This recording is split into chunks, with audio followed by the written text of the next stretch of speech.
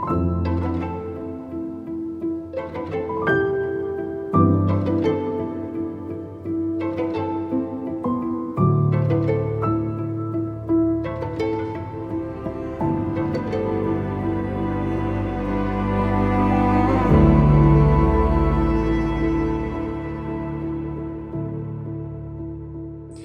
often hear about the awesome power of the human will, the ability to choose. I heard a preacher on the radio not long ago talk about how often people do not experience healing because they don't believe it's actually going to happen. And then he talked about a member of his family who had very severe health problems, was elderly, and instead of hoping that they would be healed, just believed, chose to believe that they were healed, and would thank God that they had already been healed. And that, he said, is what enabled this person to experience healing. I remember another speaker years ago talking about how her son would sometimes come to the breakfast table and just be quite depressed, and she got tired of it.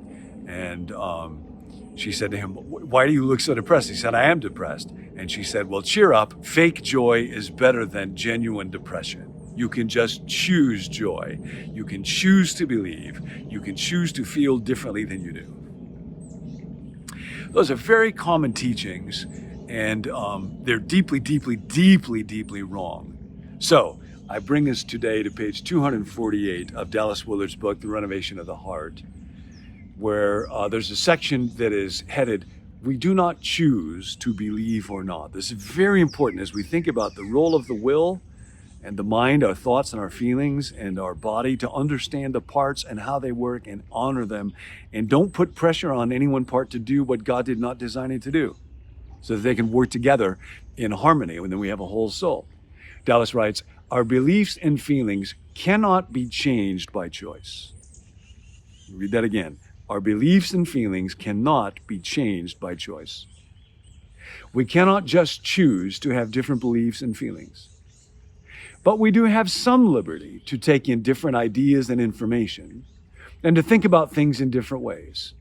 We can choose to take in the Word of God, and when we do that, beliefs and feelings will be steadily pulled in a godly direction. One of the worst mistakes that can be made in practical ministry is to think that people can choose to believe and feel differently. Following that, we will mistakenly try to generate faith by going through the will, possibly trying to move the will by playing on emotion.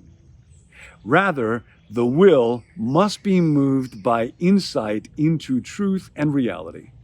Such insight will evoke emotion appropriate to a new set of the will. This is the order of real inward change. To find something that I don't have to try to make myself believe in, it is simply clear to me that this is true. Nancy and I recently just went to see the new Top Gun movie. And Tom Cruise had been in the original Top Gun like 35 years ago. I don't know why he never ages. He actually should be making a movie about the portrait of Dorian Gray, because there's something really weird going on where somebody is not able to age. But I digress.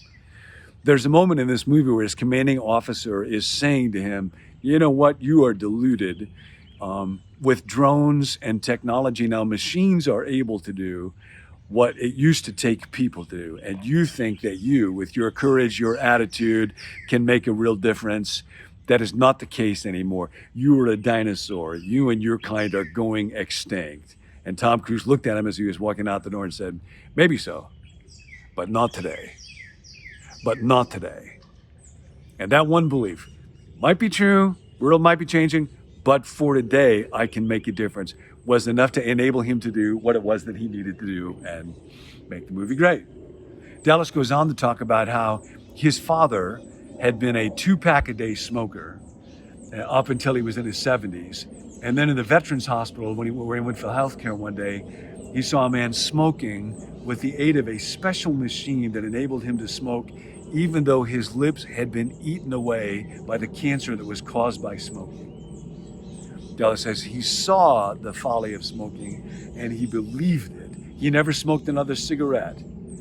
That is what belief does though merely professed belief does not. So there's a difference between what I actually believe and what I profess to believe. Belief is when your whole being is set to act as if something is so. Say that again. Belief is when your whole being is set to act as if something is so.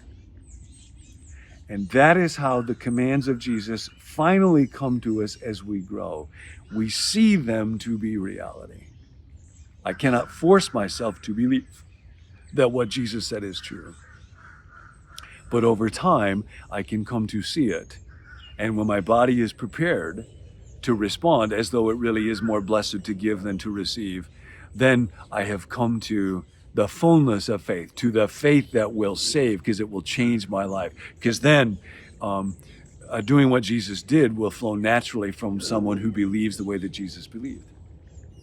Dallas goes on.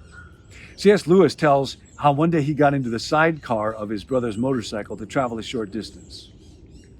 When he got in, he was an unbeliever still, though much was happening inside him. When he got out, Lewis writes about this in his book, Surprised by Joy. When he got out of the sidecar, he believed. He did not make this change. He discovered it after it had happened. And then he could confess it. And it held him. He did not hold it.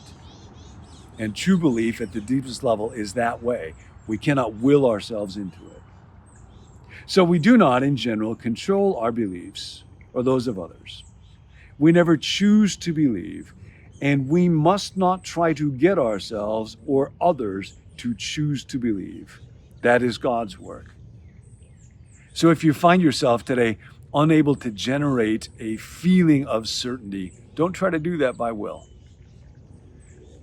Feelings will tend to fluctuate a lot. When I went parachuting out of a plane years ago, I went through a little orientation process, and they told us about how safe the parachute was.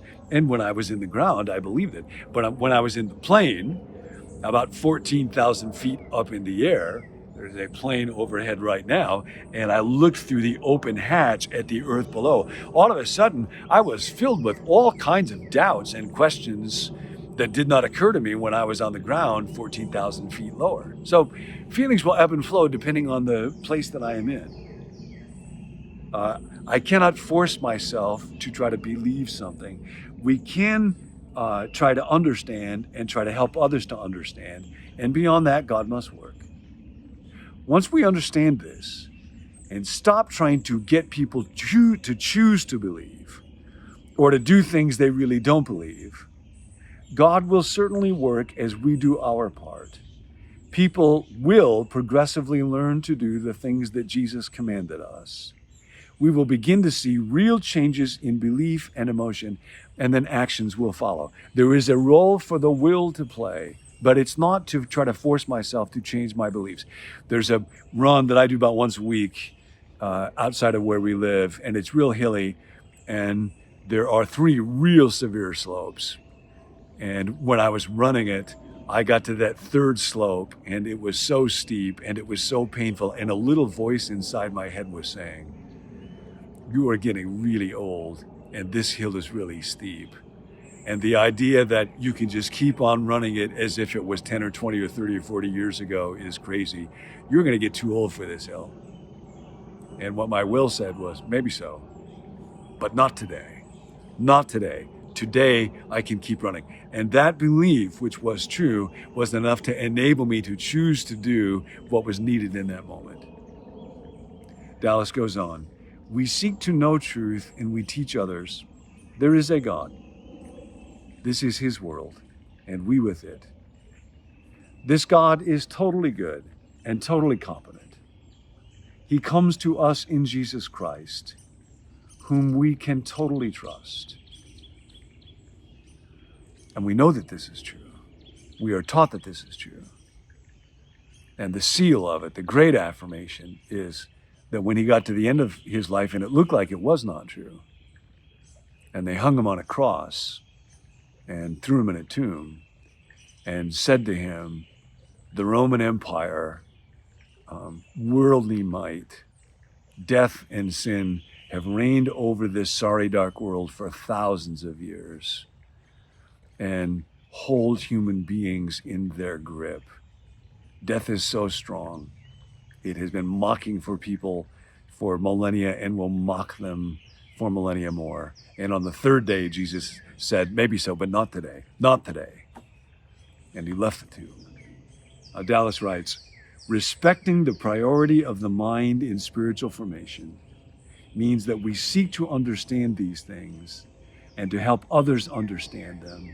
We can choose to turn our minds towards these truths.